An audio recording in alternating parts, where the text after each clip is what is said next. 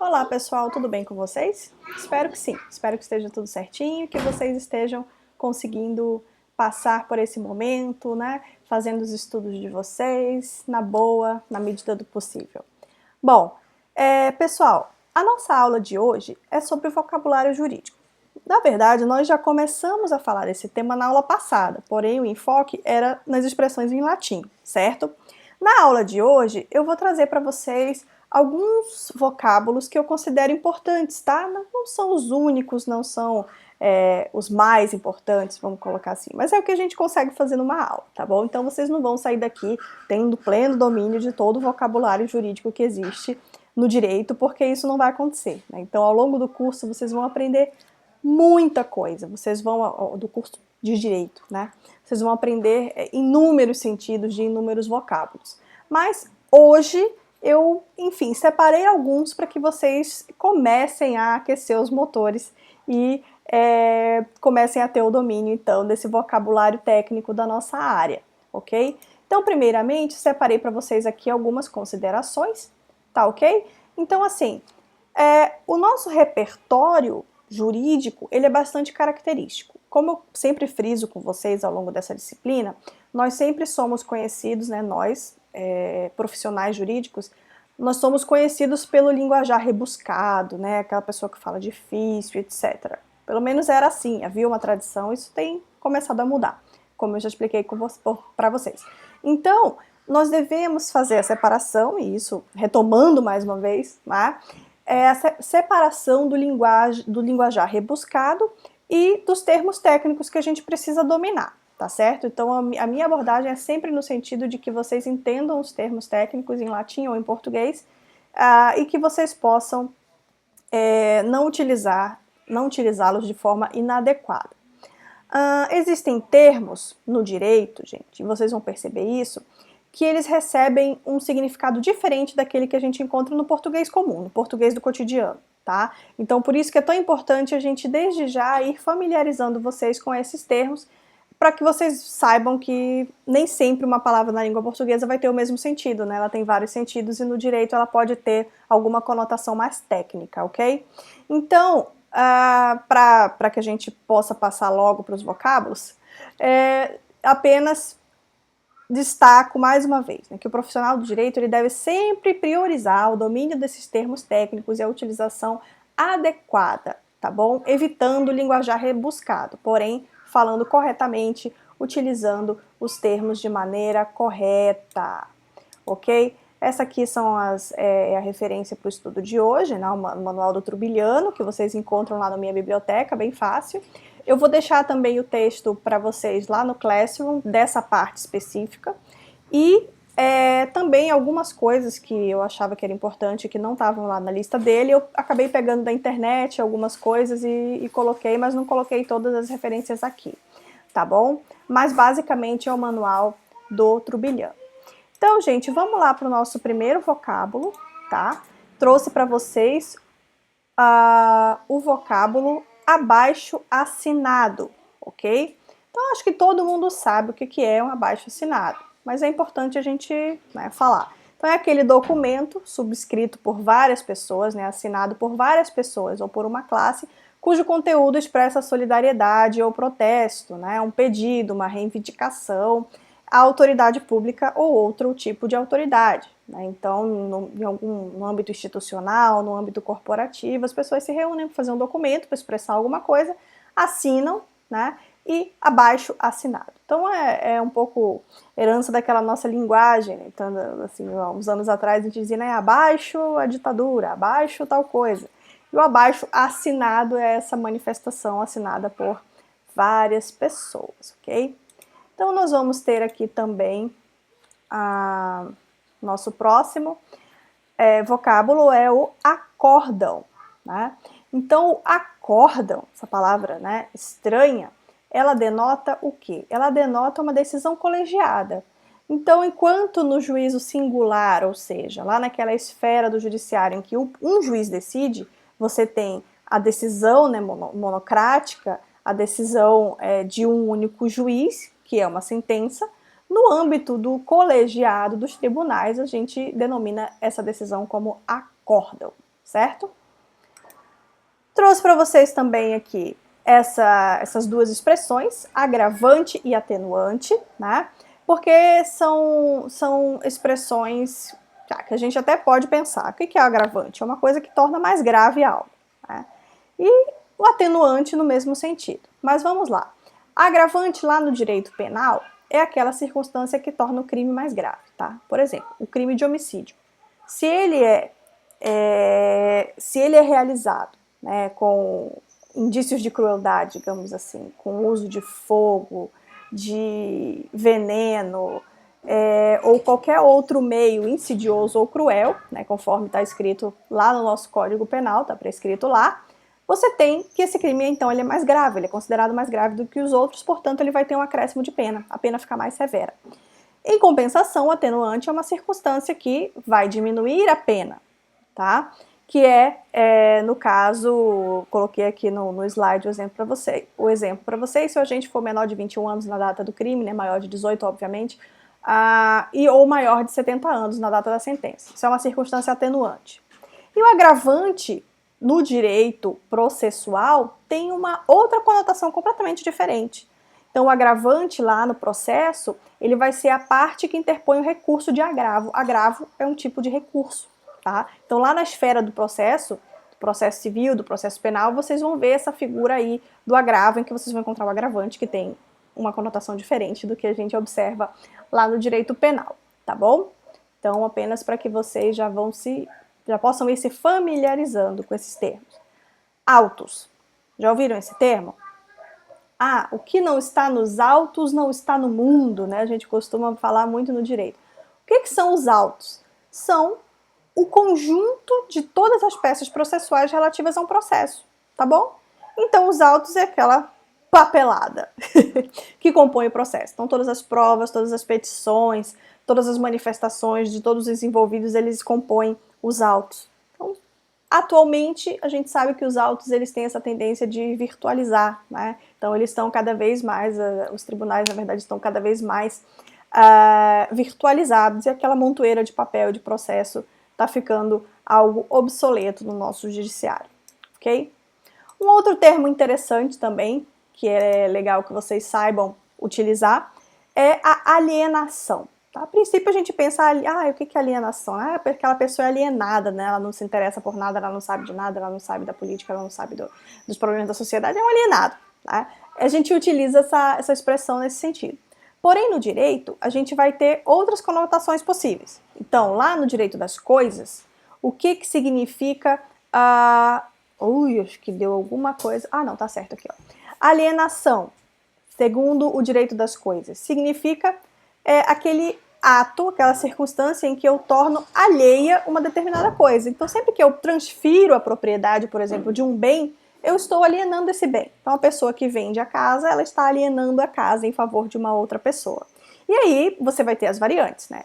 O alienado é o bem que sofreu alienação. O alienante é o sujeito que realizou a venda, que realizou a doação, que realizou a alienação, seja lá de que forma for. O alienatário é o sujeito que recebe o bem que se alienou.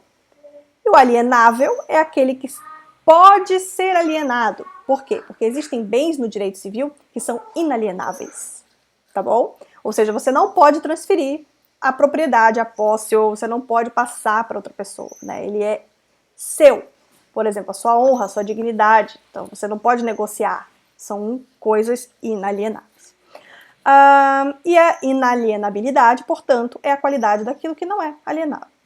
Em contrapartida, eu tenho também a ideia de alienação mental, né? É um termo que você já não vê utilizarem com tanta frequência, mas ela trata daquele estado mental decorrente de uma doença psíquica, né, em que ocorre a deteriorização dos processos cognitivos do indivíduo de forma transitória ou permanente e que ele não se torne capaz de gerir a sua vida social. Okay? Então você tem aí uma questão de alienação mental. E tem também a alienação parental, lá do direito de família, que é outra coisa. Tá? Então, na alienação parental, você tem aquela situação em que um dos genitores da criança, geralmente quando ocorre aquela disputa de guarda, né, ele denigre a imagem do outro genitor, visando dificultar ou impedir o convívio dele com essa criança, né, com esse adolescente. Então, muito comum, infelizmente, acontece, né, de a mãe falar mal do pai para a criança, ou o pai falar mal da mãe para a criança, e aí você gera essa situação de alienação parental. Então vocês podem observar 3 coisas completamente diferentes aqui, ok? Que utilizam o mesmo termo, alienação. Trouxe para vocês também o termo arbitragem, ok? Arbitrar significa ser testemunha de, arbitrar, avaliar, estimar. Então, na verdade, a arbitragem, no sentido jurídico, ela trata de um processo extrajudicial que se instaura, né, para resolver algum litígio sem a intervenção do Poder Judiciário. Então, você tem tribunais de arbitragem, câmaras de arbitragem, né, geralmente, se eu não me engano, as questões no âmbito comercial, né, os contratantes eles elegem às vezes para que isso não vá parar, para que os eventuais conflitos não sejam dirimidos pelo judiciário, porque isso gera custo, isso gera problema para todo mundo, então se submetem à arbitragem, onde um terceiro vai tomar a decisão, ok? Um terceiro que não é o Poder Judiciário. Outra palavra que trouxe para vocês aqui, gente, autuar, né? Autuar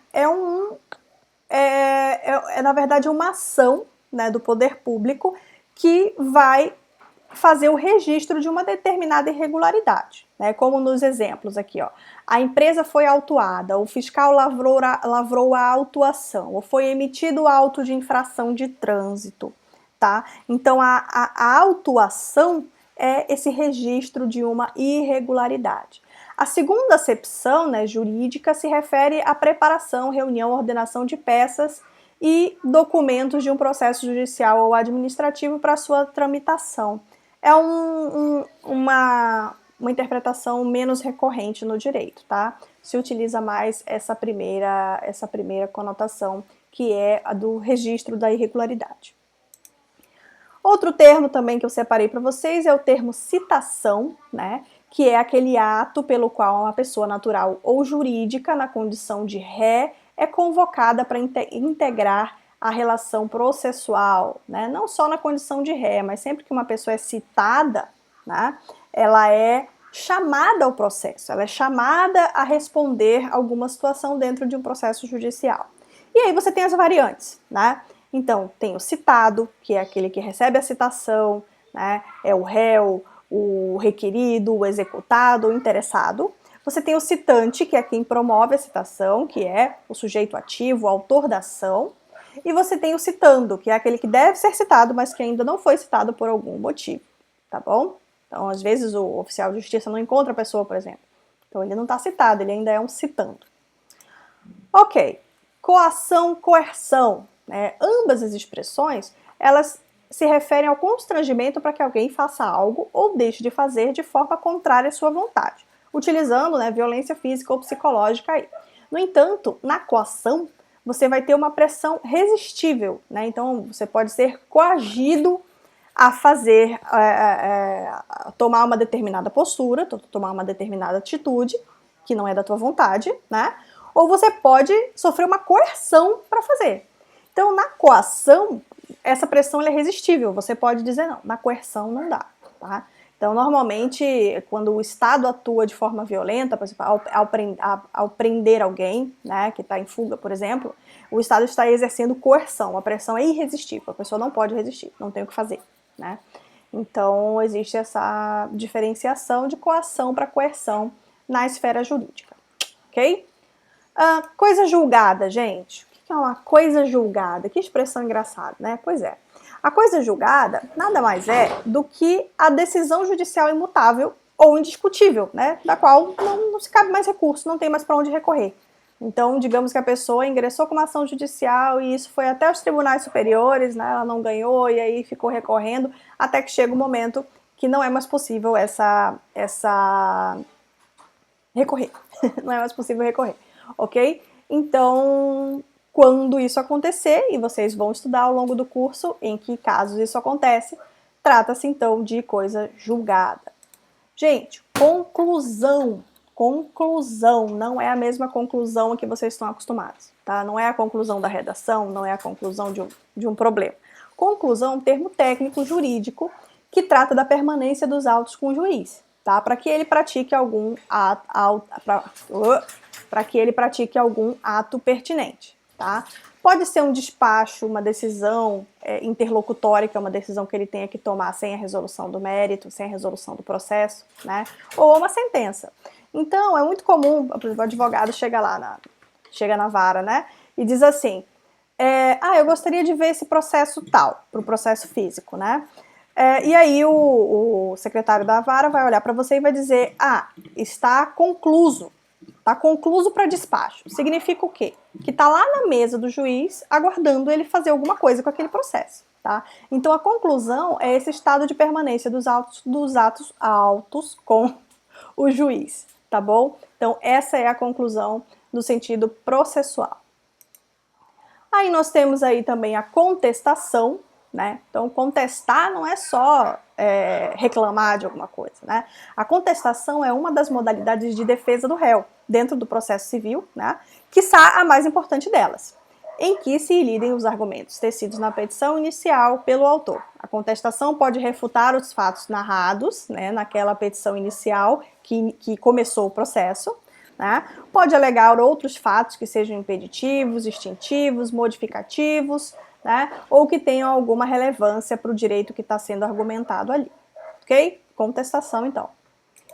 Culpa e dolo, né? Então, como vocês devem pensar, né? O que é a culpa? Você sabe, estou me sentindo culpado ou sou culpado de algum crime, né? De alguma situação que aconteceu. Processualmente, esse termo vai ter algumas diferenças, tá bom? Então, a culpa, ela nem sempre vai estar relacionada a, por exemplo, a intenção do agente, tá? Então, a pessoa foi lá, quis cometer um crime, logo ela tem culpa. Não, ela tem dolo, ok? Ela agiu imbuída de dolo, que é o quê? É uma conduta intencional. A conduta, portanto, partiu da vontade do agente. Por exemplo, um homicídio, né, em que a pessoa vai lá e ela já sai de casa com a intenção de matar o outro, ok? Então, quando ela faz essa ação, quando ela age dessa forma e ela tira a vida de alguém, ela agiu com dolo. Agora, uma pessoa pode, né, sair de casa para tomar um café e ocasionalmente atropelar alguém na rua. Essa pessoa não saiu com vontade de matar ninguém, ela não queria matar ninguém, mas aconteceu. Aconteceu por quê? Por uma situação de imprudência dela, de negligência ou imperícia, tá? Então, imprudência, ela não, enfim, foi irresponsável, digamos assim, atuou de maneira irresponsável, por exemplo, dirigiu acima da velocidade, né? Negligência ou imperícia. Então vocês vão ter que, vão verificar lá no direito penal, essas expressões elas têm diferentes significados, ok? Mas todas elas vão estar relacionadas à culpa, que é a ausência de intenção do agente em atuar de uma determinada forma, ok? Decadência e prescrição. Ai, meu Deus, que decadência, né? A gente fala, utiliza quando tá falando que, ou quando quer expressar que algo tipo, vai de mal a pior, né? Uma decadência. No direito, isso tem outro significado, tá? Se trata, então, da perda do direito material, a perda efetiva de um direito que não pode mais ser exercido de jeito nenhum. Então, quando ocorre a decadência, você não tem mais direito a buscar algo, ok? E a prescrição também trata de perdas, né, da perda de um prazo, digamos assim. Então, na prescrição, você tem a perda do direito de ação. Né? Então, lá nas normas processuais, vocês vão verificar que não é porque você tem um direito que ele vai ficar lá ali eternamente esperando por você. Você tem um período, você tem um prazo para ingressar com uma ação judicial. Findo esse prazo, prescreveu, então não tem como. A decadência, por outro lado, você não tem mais o direito, ok? Na prescrição, você não pode mais solicitar esse direito, você não pode mais pedir por esse direito no judiciário. Outra expressão que eu trouxe para vocês aqui é o erário, tá bom? Gente, o erário é o dinheiro público. Tá bom? Então, dizer erário público é uma expressão, na verdade, pleonástica, tá? Então, o erário, ele é público, é o dinheiro, é o tesouro público. Então, não precisaria, no caso, desse termo erário aí. O que mais? Esbulho. Vamos lá. O esbulho, gente, que nome engraçado, né? Esbulho, parece uma coisa assim estranha. Ok. É o ato que despoja uma pessoa sem o seu consentimento da posse de um bem. Por exemplo, né, alguém que de uma maneira, né, desavisada, toma posse de algo de outro. Né? Não existe motivo para isso, ela vai lá e incomoda a posse ou a propriedade de um determinado bem. Tá? O esbulhado, em razão de um ato violento, né, clandestino ou precário, não exerce qualquer ato possessório sobre a coisa, estando totalmente livre dessa posse. Então, uma pessoa que tem a posse esbulhada, ela está privada da posse, na verdade. Temos aqui também o litisconsórcio, tá? Que palavra, né? Litisconsórcio. É a reunião de vários autores ou réus, né? Em um mesmo processo. Então, se você, por exemplo, e os seus vizinhos vão ingressar com alguma ação relativa ao seu condomínio, vocês estarão em litisconsórcio, certo? Ativo, porque vocês vão ingressar com a ação.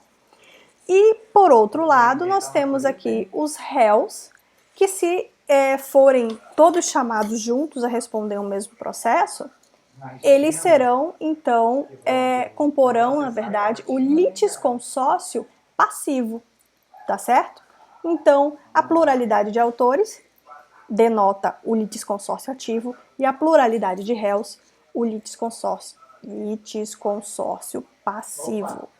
Do mesmo modo, nós temos aqui a litispendência, que é aquela situação em que há no mesmo juízo ou em outro juízo uma ação judicial que envolva as mesmas pessoas, que tenham o mesmo fundamento, o mesmo objeto, né? Então, que tem as mesmas características. Então, havendo litispendência, o processo primeiro deve ser extinto, né? Ou melhor, um novo processo nesse sentido deve ser extinto sem a resolução do mérito, tá bom? Isso significa o quê? Significa que não é possível ter dois processos com o mesmo objetivo ao mesmo tempo. Então, se isso acontecer, estará caracterizada, portanto, a litispendência, ok? E aí nós temos, então, a mediação, que é o próximo item que eu separei aqui para vocês. Então, a mediação, nós temos aqui a mediação e a arbitragem, tá? Ok, vamos lá. Mediação, conciliação e arbitragem. Então, na mediação, nós temos aí uma técnica que em que é exercida a decisão por um terceiro imparcial. Na verdade, ele não tem nem poder decisório. Ele é escolhido ou aceito pelas partes, ele presta auxílio e estímulo para identificar e desenvolver soluções consensuais para a controvérsia, mas ele não vai apontar essas soluções, tá bom? Ele vai apenas criar aquele ambiente para que as partes encontrem uma solução por si só.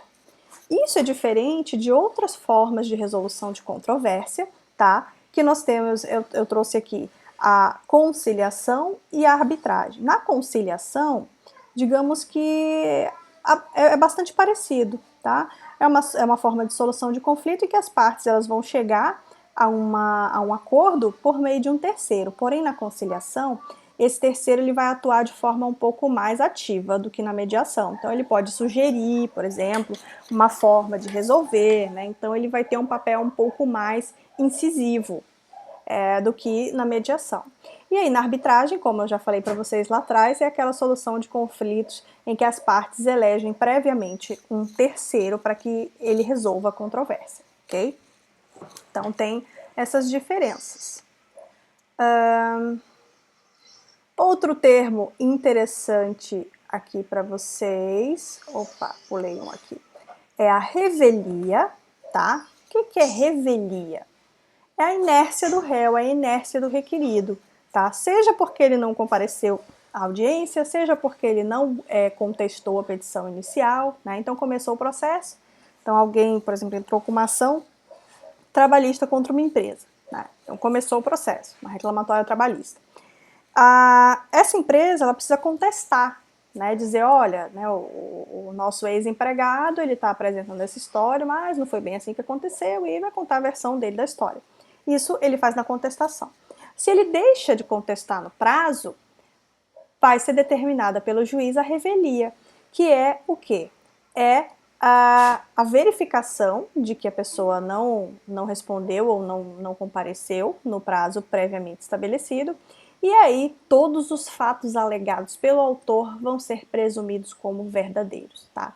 Não necessariamente a causa está ganha, porque isso depende do conjunto probatório, mas todos os fatos que ele alegou vão ser reputados como verdade, ok? Esse é o efeito principal da revelia no âmbito do processo.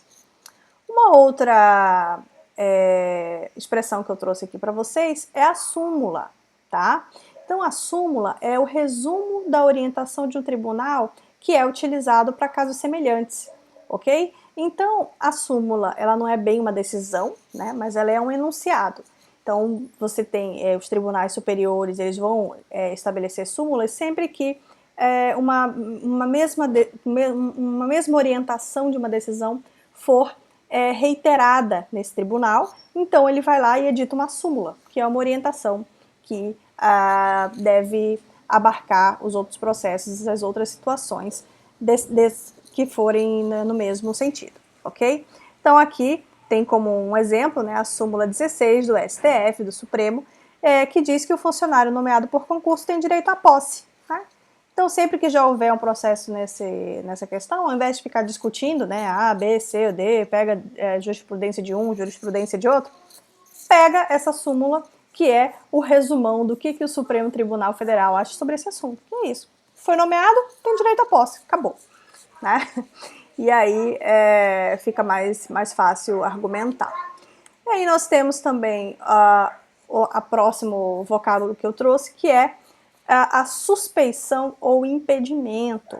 Né? Suspeição é uma coisa, impedimento é outra. Mas eu trouxe junto porque são expressões relacionadas, ok? Então, quando a gente fala em suspeição, nós estamos dizendo que existe uma condição que torna o juiz ou outro profissional do direito, né, suspeito para atuar em determinado processo. O que significa, gente? O que é um juiz suspeito? É o juiz que pode ter cometido um crime ou que estão desconfiando dele de alguma coisa? Não. Simplesmente é o juiz que não pode julgar aquela causa por uma razão pessoal, né? Então, de repente, ele é inimigo declarado do advogado daquela causa, ou ele é inimigo declarado de uma das partes, ou amigo declarado de uma das partes, né? Então, são situações em que ele tem que se declarar suspeito. Significa o quê? Olha, ele vai, né, declarar no processo que ele é suspeito, ele não pode julgar aquela causa porque ele tem interesse pessoal em uma das partes. Ok? Isso é diferente de impedimento, que ocorre quando o juiz ele não pode julgar uma causa por questões legais, mas que não são relativas à sua pessoa, né? E aí eu coloquei juiz porque o Trubiliano traz como juiz, mas não só o juiz, tá? O advogado, na advocacia também existe impedimentos. Então, por exemplo, o advogado, ele não pode atuar em todas as causas que ele quer. Né? Então, se ele for, por exemplo, um funcionário público em que permita advogar, ele não pode advogar, às vezes, contra o mesmo âmbito que emprega ele. Né? Então, existem alguns impedimentos que vocês vão conhecer ao longo do curso, tá bom? Não se preocupem em aprender tudo isso agora, vai ter tempo. Um outro termo bastante é o termo tempestivo ou tempestividade. O que é tempestivo, tempestividade? Bom, vem do latim, que trata de questões atmosféricas, né, tempo, mau tempo, oportuno, né, na época certa. Isso seria o tempestivo, no tempo certo. No vocabulário jurídico, nós utilizamos essa expressão para dizer que algo está no prazo, dentro do prazo, certo? Então, se você entra se precisa fazer uma contestação, essa contestação, se ela for feita dentro do prazo, ela é tempestiva, ok? Então, ela foi feita de forma correta, no prazo correto. Nós temos também a tentativa, como algo bastante interessante do ponto de vista do direito. Tá? Então, nós temos aí, por exemplo, na área penal, algumas características importantes da tentativa, ok? Então, ela supõe a intenção do agente que começa a executar o ato, tá? Então, assim sendo, o crime é tido por tentado, tá? Quando é iniciada a execução e ela não se consuma em razão de circunstâncias alheias à vontade do agente. Então, digamos que uma pessoa quer cometer um roubo, né? Então ela pega, né, se encapuza, pega a sua arma, entra no banco, né, anuncia o assalto e aí os funcionários vêm, né, carregando toda aquela gama de dinheiro para entregar para o assaltante, mas a polícia chega e impede ele de levar toda essa grana, né? Então nós temos aí uma tentativa. Então ele começou, ele iniciou a execução do crime e não conseguiu terminar por motivos alheios à vontade dele, né? Então, agora se ele desiste, por exemplo, né, ou se ele só entra com a arma, mas não anuncia o assalto, isso não é tentativa, ok? Então a gente vai pegar esse caso, né, do exemplo e ver se ele cometeu algum crime, né? Por exemplo, posse ilegal de arma ou alguma coisa do gênero. Mas ele tem que ter, o agente ele precisa ter começado para poder caracterizar juridicamente a tentativa, certo, gente? Então, observem essa diferencinha lá no direito penal. Bom, eu teria muita coisa para falar, muitos outros termos, mas a gente não consegue abarcar tudo e eu queria só dar essa pincelada com vocês em alguns dos termos que vocês vão ver muito ao longo do curso de vocês, tá bom? E aí eu gostaria só de deixar esse recadinho aqui no final, mas para que vocês possam refletir e pensar, quem estiver passando por algum problema e precisar recomeçar, né? Eu trouxe aqui algumas artes feitas pela Joy, né, que eu trouxe para dar a palestra para vocês, e ela fez esse post que eu achei muito legal, em que ela diz que recomeçar é percorrer um caminho onde você já sabe onde estão as pedras, né? Então toda a dificuldade que a gente passa, tudo aquilo que se apresenta no nosso caminho como um obstáculo, na verdade é experiência, e quando nós nos levantarmos para começar de novo, nós já vamos saber onde esses obstáculos estão e vamos poder transpassá-los com mais facilidade, tá certo? Um abraço para todos vocês, bons estudos e vamos lá!